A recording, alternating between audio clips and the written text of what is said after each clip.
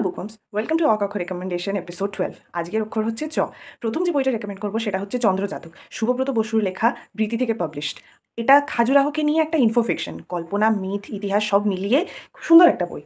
এই বিষয়ে কেউ যদি জানতে চান, পড়তে চান, এই বইটা অবশ্যই পড়ে দেখতে পারেন।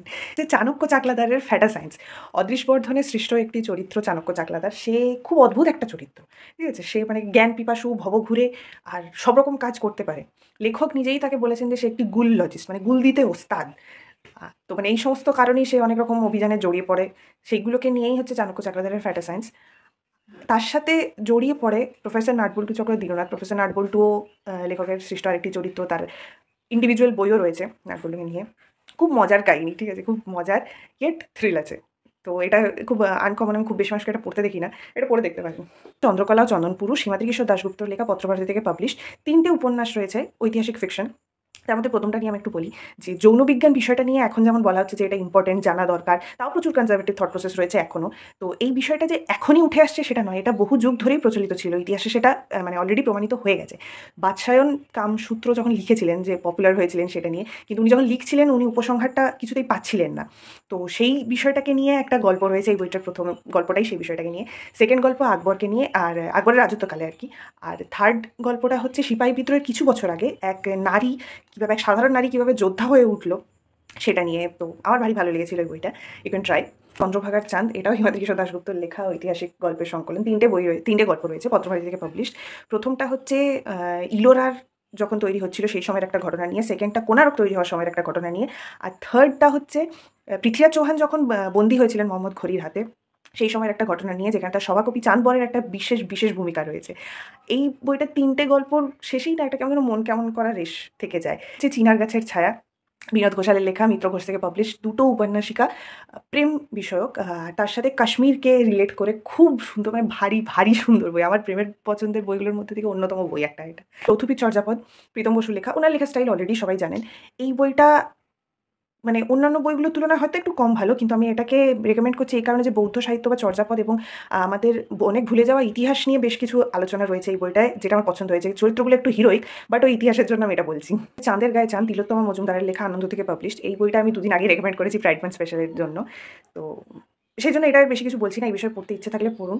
শিক্ষা সূত্রে 4জন মেয়ে এক জায়গায় আসে, এক জায়গায় থাকতে আসে, সেইটার থেকে কাহিনী শুরু। তারপর অনেক রকম এসছে, সমকামিতা, রূপান্তরকামিতা, যে একটা অ্যাকসেপ্টেন্সের ব্যাপার, অনেক কিছু এসছে। তো এই বিষয়ে পড়তে ইচ্ছে থাকলে এটা পড়তে পারেন। চৈত্র মাস ও সর্বনাশের গল্প, সৌরভ মুখোপাধ্যায়ের লেখা, ক্যাফে টেবিল থেকে পাবলিশ। 20টা গল্প আছে, ছোট ছোট গল্প, প্রেমের গল্প, জীবনবোধের গল্প, কৈশোরের গল্প, মেনলি প্রেম, তবে বিভিন্ন ধরনের প্রেম আর কি।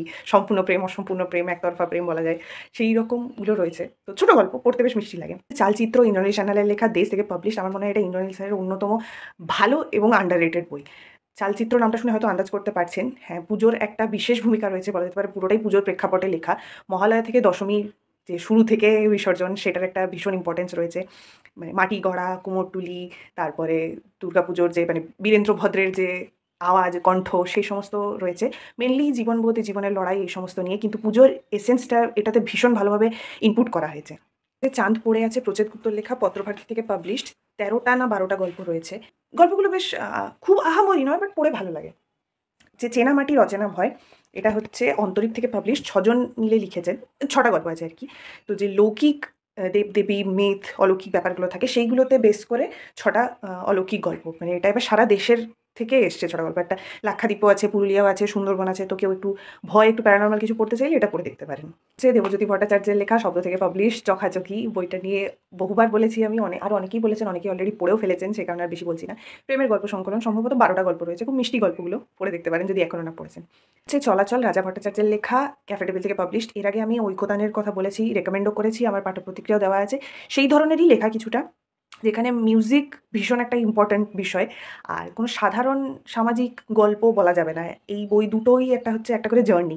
আর এই চলাচলটাকে তিনি 11টা পার্টে ভাগ করেছেন, আদি পর্ব, সভাপর্ব, একলব্য পর্ব। আর কেন এভাবে ভাগ করেছেন সেটা পড়লে বুঝতে পারবেন। তো মানে যদি থ্রিলার ছাড়া অন্য কিছু পড়তে ভালোবাসেন, এই বই দুটো একবার অন্তত পড়ে দেখুন, আই ইনসিস্ট। পরের বইটা হচ্ছে চিলেকোঠার ঘর, রাস্কিন বন্ডের দ্য রুম অন দ্য রুফের বাংলা অনুবাদ, বুক ফার্ম থেকে পাবলিশড। এটা আমি কেন রেকমেন্ড করছি সেটা মনে হয় বলার কোনো প্রয়োজন নেই, তাও বাংলাটা কেন বলছি সে বিষয়ে বলি। যে যদিও রাস্কিন বন্ডের লেখা ভীষণই সহজ ভাষায় লেখা, তাও অনেকে বাংলা পড়তে স্বচ্ছন্দ বোধ করেন, এটা হুইচ ইজ অ্যাবসলিউটলি ওকে। তো সেই কারণে তারা কেন স্বাদ থেকে বঞ্চিত হবে, তো এটা পড়ে দেখতে পারেন। রাস্টির কথা অবভিয়াসলি।